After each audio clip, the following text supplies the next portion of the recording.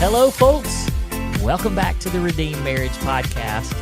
This is Rusty and Heather Bryant, and thankful that you are with us today. Hey, shout out to our friends in other countries that listen to us. We've had a big uptick in, is that a good word? Is that the right word? Uptick? In the international international world. Mm-hmm. So for those of you that are overseas and you listen to us, thank you. And send us a note on Facebook or Instagram or however you communicate with us, and let us know where you're listening from, because that's fun to be able to see that we have listeners worldwide. So that's a lot of fun to hear that our message of hope for marriages is going worldwide. Yeah, that's awesome. You think they can understand our Southern accents? I don't know. We'll lay it on really thick for y'all so you can laugh a little harder today. I had a thought. Okay, this is random. Sorry. You know how when I listen to audiobooks, I listen to them on 1.25, and we've had people not a bunch of people, but we've had a couple of people tell us that they can listen to you on 1.25 and sometimes even 1.5, but not me, because I talk faster. Oh, I thought it was the opposite. No, I'm pretty sure it's not. I don't know. You remember how when you said nobody listens? Oh, wait, sorry, that was me. That said nobody listens to us at 5 o'clock in the morning, and then they do. Let's see if people will let us know if they listen to us on 1.25 speed. I mean, I'm sure they do. Like, I listen, it's not even, I think now Apple Podcasts, 1.25 is not an option. I think it's 1.3. I listen to every single podcast on 1.3. Well, on Audible, you can listen to it on 1.25, 1.3, 1.35, all of those options. I mean, you can go above 1.3, I think, for Apple Podcasts, but I think 1.3 is the next from just normal. You can slow it down too. And then so if you guys need to slow us down when we're talking really, really fast like this, just slow us down a little bit. And then because my bestie listens to our polos on 1.5, and I'm like, on 2. I hear you doing that polo stuff sometimes on fast, and I'm like, how do you? I can't. I can listen on 1.5, but not 2. It just it sounds like a chipmunk talking. Yeah, I have to. 1.3 is about. I mean, that's what I listen to. Just curious. Yeah. Because I was listening to you say, "Hello, folks," and that's kind of slow. I think it used to be 1.25. I don't know why. That's weird, right? They just one day said, "No more It's not fast enough. Let's bump it up a little bit. Let's get these and people. Then it's gonna go. Let's get these people going." This morning. Hey, good morning for those of you that listen at 5 o'clock in the morning. Good morning. But it is not 5 o'clock in the morning for these overseas people. No. Oh, it's not. Some of them all the way around the world. Yeah, that's crazy. All right, so let's get into it. I'm so excited about this topic I'm sure that there's people going, are we going to talk about something it's going to be a good one. That will be helpful. So this topic came about because Heather... this is Heather's suggestion, so if it's not good, blame her. But we started several weeks ago, and actually we got to go live a couple of times when we were in Atlanta for some retreats and intensives and stuff, and they've been in a series basically on Joshua. Yeah. And it started early in the year. So if you're familiar with Passion City Church and Louis Giglio. February 6th was the first sermon. Mm-hmm. Okay. Yep. That sounds, hey, you know, it's your thing. Yeah. Okay, so February 6th-ish. No, you're probably right. Okay. You're probably right. I have no idea, to be real honest. But it starts with Joshua, and it's just a study through that. And it's been really, really good, but it's brought up some marriage topics that we've kind of talked about just on our own. And they weren't marriage topics for him.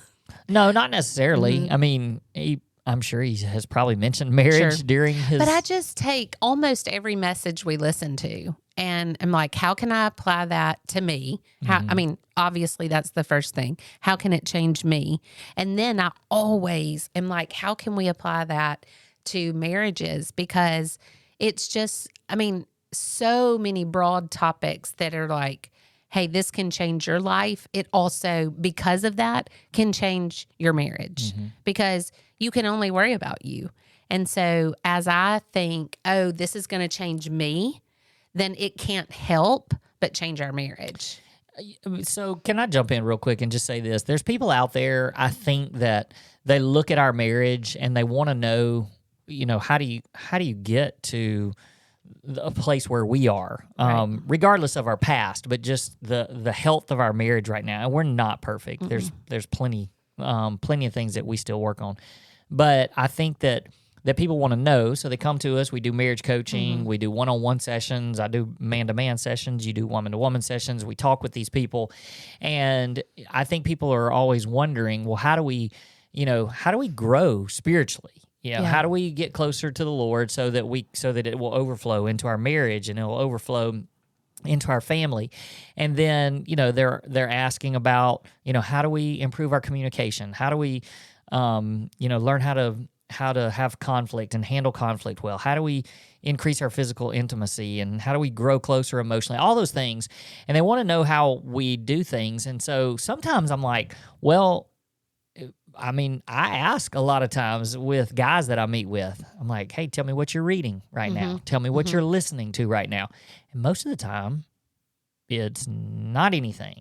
Right. We get a lot. How many people do we meet with where one spouse or the other or both say, well, we don't really read. Like, we know how to read, we just don't read. Right. And I get it. Sure. Some people just don't enjoy it, and they enjoy other things that we probably don't.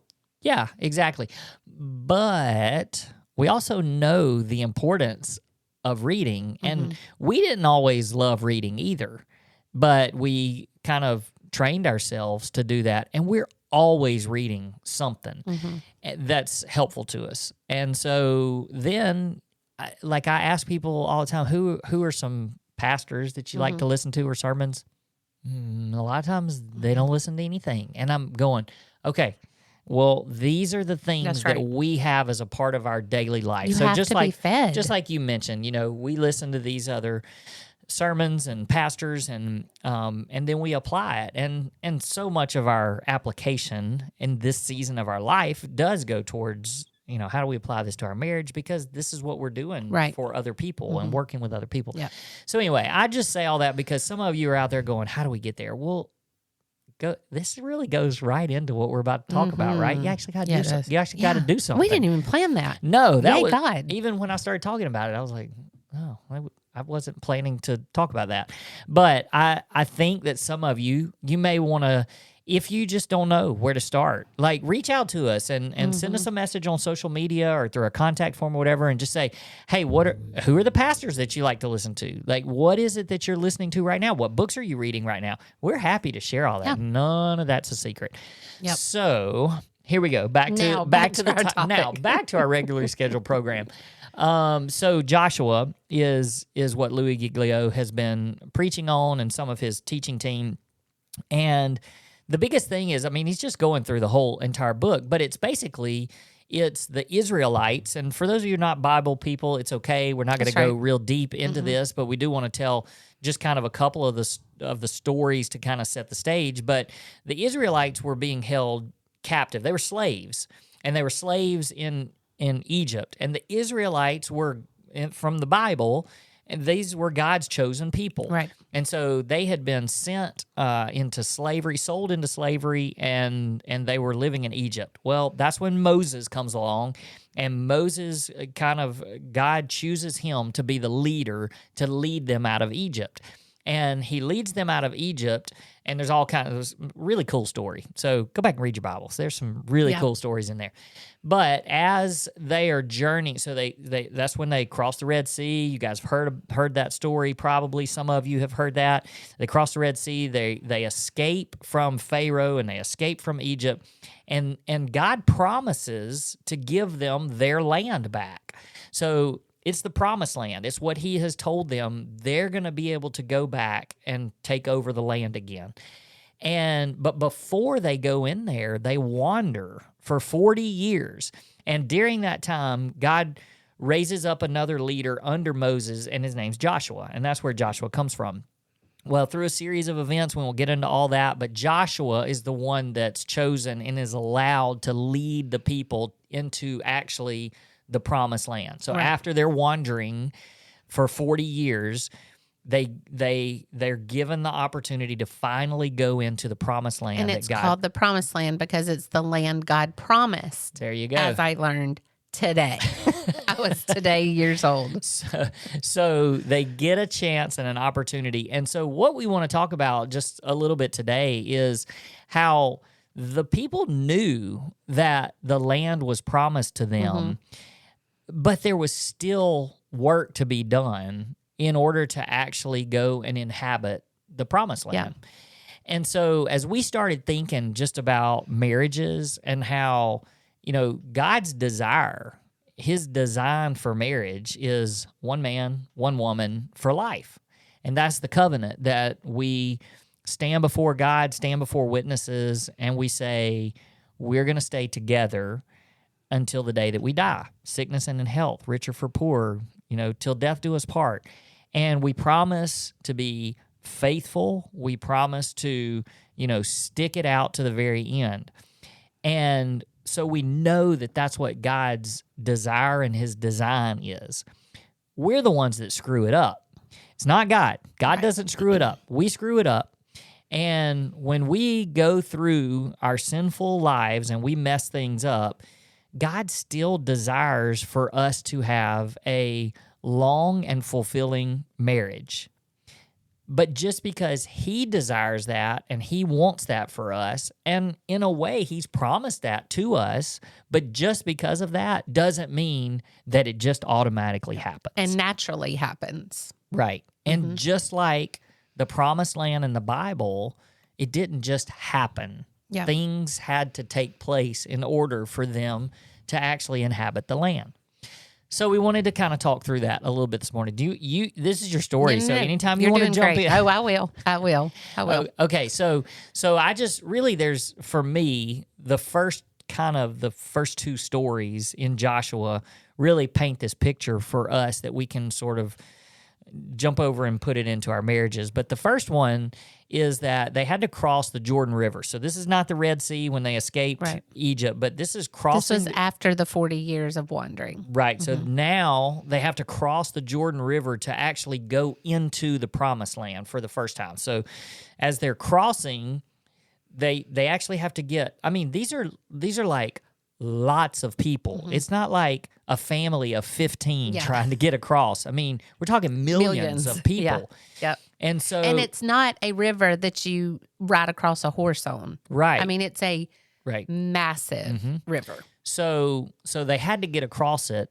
And so they knew that God had promised that, but they had to take some steps of obedience. And the cool part of the story is he does part the waters, but he doesn't part the waters until the priests actually step in and lead the way. And so they actually step foot into the Jordan River before it dries up and parts the water. So walking across that, it actually took them being obedient and taking steps. It wasn't. God could have made a bridge across it. He could have, or he actually could have. We're talking about God. He could have literally picked them up and moved them to the other side of them over. Yeah. Yep. So there's lots of things that God could have done, but what he chose to do instead was allow them to exercise obedience and take steps of obedience and actually act on the promise before they actually got the opportunity to walk across on dry land. Well, it's obedience, and then it's also faith, because it's like I'm going to have enough faith to where I know that if I take this step of obedience, God's going to bless it and God's going to honor it, because that's what he's promised. And so that's, there's so much of the story that's amazing, but that part of it just, you have to have enough faith to say, God, I know that you've promised us this. I know that this is your desire and your will. And so I'm going to take a step of obedience into that so that I can see your promises. But it takes action on our part, and not just because they could have stood at the edge of the Jordan River and said, okay, as soon as you dry it up, we'll walk across. But it was take a step. And then let me show you what I can do in your obedience. Let me show you my power in your obedience. You know, the other thing that's interesting to me is when they went across, they knew, you know, you think about the promised land, and they had been told promised land, a land flowing with milk and honey, and it all sounds so great. But what they did before they actually crossed over is they sent some spies to go check things out. And they wanted them to come back and basically say, this is the greatest thing ever. It's milk and honey. Just go. Just like what God promised. So here, let's all go. But what happened is they went across, 12 of them went to spy the land, and only 2 of them came back and said, hey, we can do this. The other 10 said, don't go, because they actually said there are giants in the land. There are people there that are ready to kill us. And so even when they finally agreed and went with Joshua and Caleb across, they literally, they knew they were stepping into something that wasn't just all milk and honey. That's right. And it was going to be dangerous. It was going to be hard. And, you know, it wasn't like they were just walking into something that was completely prepared for them. And easy. Right. It wasn't easy. There were going to be difficult seasons ahead of them. That's right. And so, but they chose that. They chose to step in faith because they knew that God had promised them, and so that if they were obedient and they stepped in faith, that God was going to honor that, just like you said. Yep.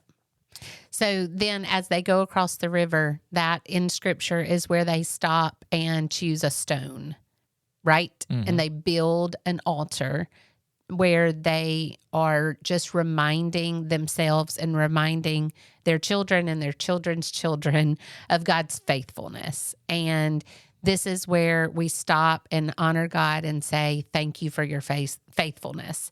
And that's where our logo comes from. That's where our Stone Cairn logo comes from, is just it's rocks that are stacked upon other rocks to just show that this is God being faithful. He was faithful to us and allowed us to cross the Jordan River. And I just think that that's such a powerful picture of not only is God faithful, but he's also faithful when we step in and obey him, and he honors our obedience. And I just think that that's a really sweet picture of marriage.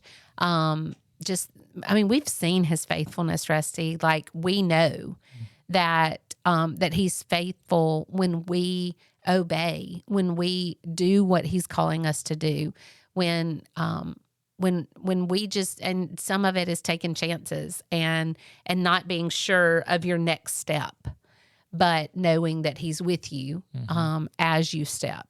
And I just love that picture of our story and the picture of what could be your story. These listeners that hear us every day that don't feel like there's much hope, or they don't feel like they have any faith to step out on. And I've heard you often tell people, you can borrow our hope. You can borrow our faith until you have some of your own, because we've seen it happen. We know that it can be done. We know your miracle that you desire can happen, because we know the God of miracles. And so as they stepped over the Jordan and into this next part of the story, it just took an unbelievable amount of faith and honoring God for his faithfulness to us. Well, you think about just the majority of the people. This is not something that's unbiblical when we say borrow somebody else's, borrow our faith. Because really what it is that you're looking at somebody else and you're going, okay, well, you've seen the faithfulness of God. Maybe I haven't seen it as much as you have. And so I'm going to believe you and know that your God can come through for me as well. Right. And, when Joshua and Caleb came back, and the thing that you read through Joshua, you're gonna hear it said over and over, be strong and courageous, be strong and courageous, be strong and courageous. And so that's what Joshua came back preaching, was we got to be strong and courageous. And so even when they stepped into it, I think a lot of them, the majority of them were like, all right, well, we're going to have to borrow some of your faith, because there were 10 other dudes that came back and told us don't go. and because we were going to get destroyed.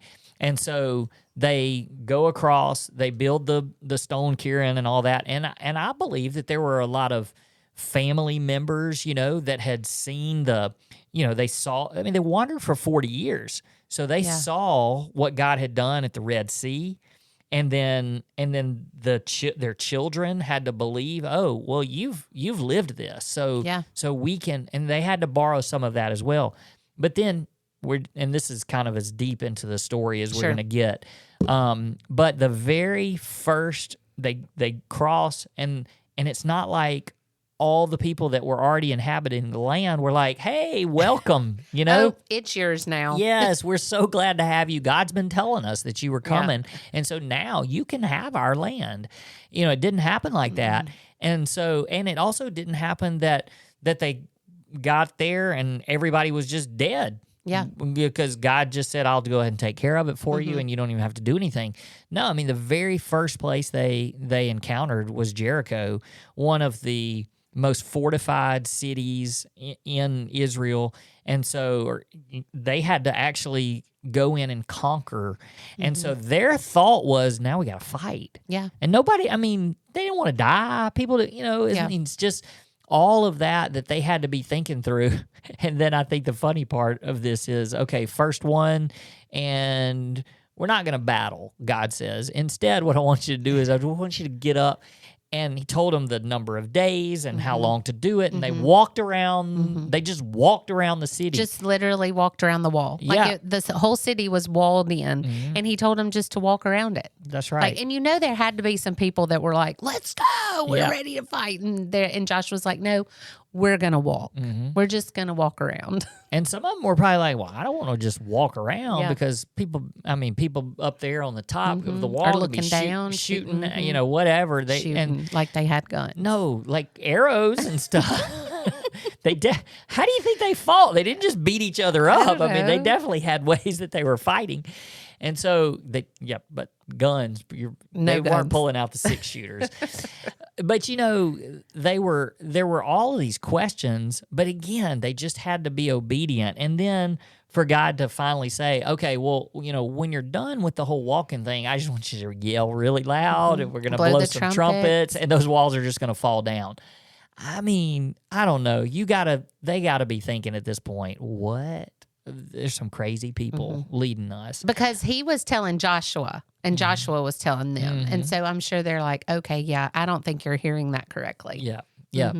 So I think the big thing here is that there is a promise for your marriage, but it takes action. You can't just expect that, okay, well, I'm just going to really pray about this. And God's just going to, when I wake up in the morning, things are going to be better. The walls will have fallen. Because God is going to hear my prayers. This is what he desires. This is what he wants. And I will say this, he can do it that way. But we're just telling you that from a couple that has gone through, and we're not just assuming that everybody knows our story, but we walked through infidelity 15 years ago. And almost 15 years ago. So in order to get to the place where we are today, we had to act on lots of things that we learned about marriage, and lots of ways and that's why we still continue to listen to sermons. We continue to read books. We continue to listen to other people, mentors, and godly people that can guide us. And when they tell us things, we actually have to do them. Right. And I think that sometimes just sometimes. Yes, sometimes. Sometimes. I do believe that there's people that listen to us on this podcast, and they walk away, it makes them feel good, and they're like, oh yeah, that sounds great. And then they don't ever do anything that we've talked about.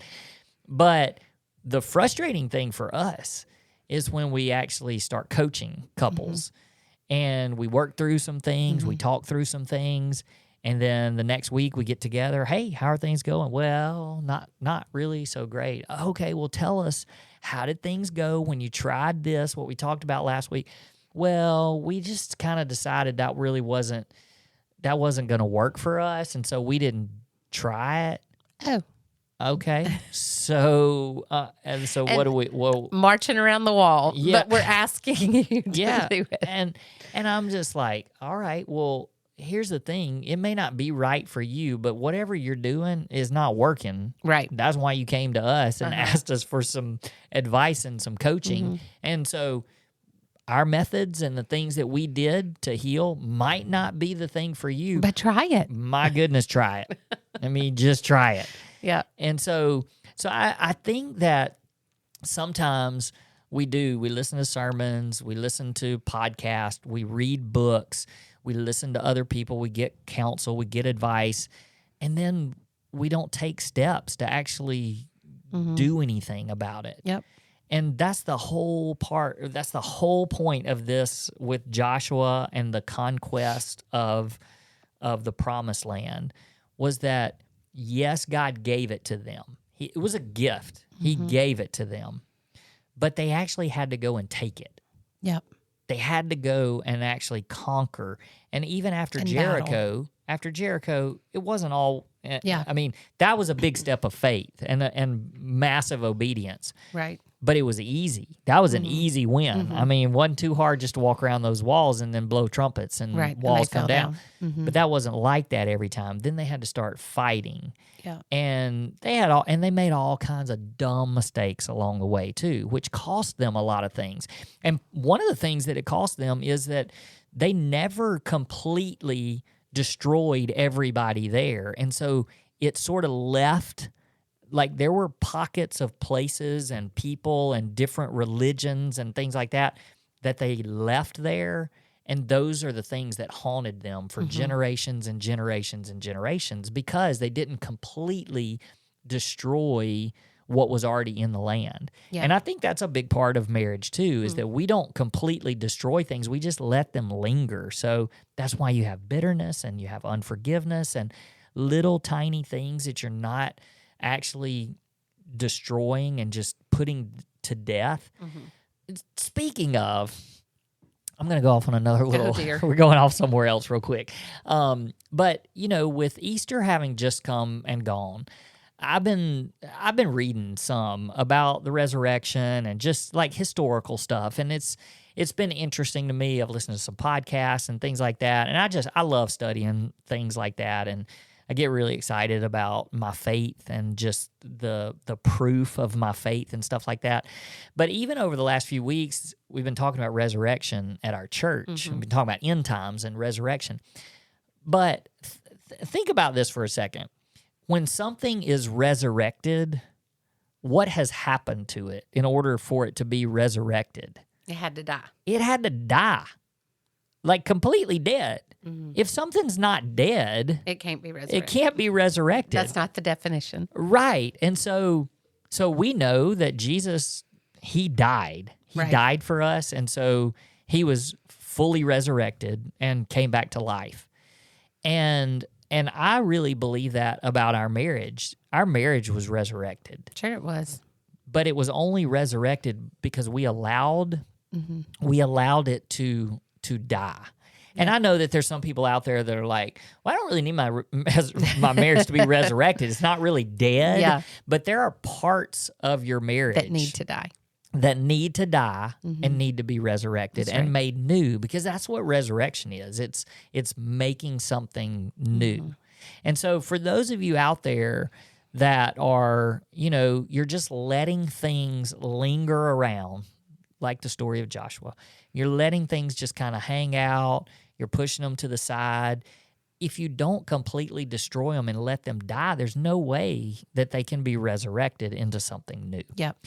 And so I think it's just really important that we recognize that the death of things is what actually allows God to create something new. That's right. But until they die, they can't be made new again. No. And the only thing that can make them new again is the power of Jesus and what he did for us and his promises and his faithfulness. And I know I said this a few weeks ago, some of you might remember, but I was listening to the Joshua series alongside of Matt Chandler's series, what he was walking through. And it was no coincidence that I finished one of the Joshua ones on my walk and went straight into Matt Chandler's for that week.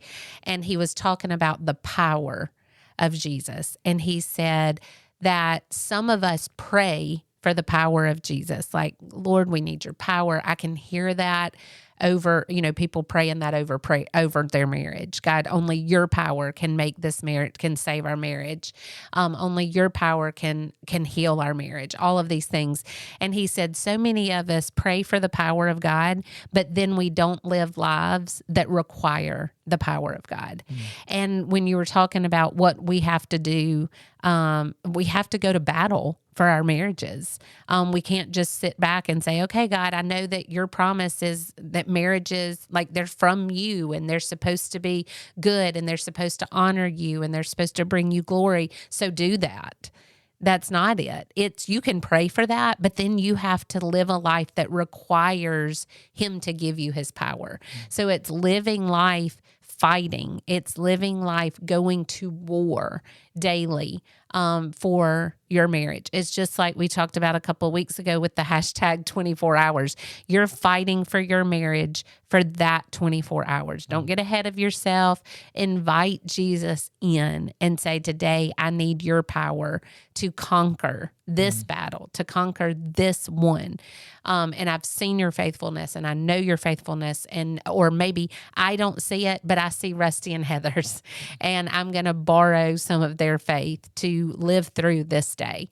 And so it's just, it's so much easier, Rusty, I think, for us to talk about this because we've witnessed, we have seen firsthand his redemption and his power and the miracle that he can work. And so I just want to give other people, all of these listeners, a glimpse of that.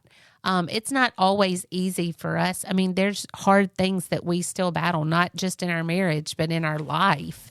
But it's always coming back to, I know who my God is. I know what he promises, and I know his power. And so I'm going to rest in that, and I'm going to take the first step of faith in that. That's good. All right. It's a great way to end. Yeah, we went on just a couple of minutes long. Not bad at all. They crushed it. People love us to go long. All right, guys. Hey, thanks for listening. We'll see you next week. Peace. Peace.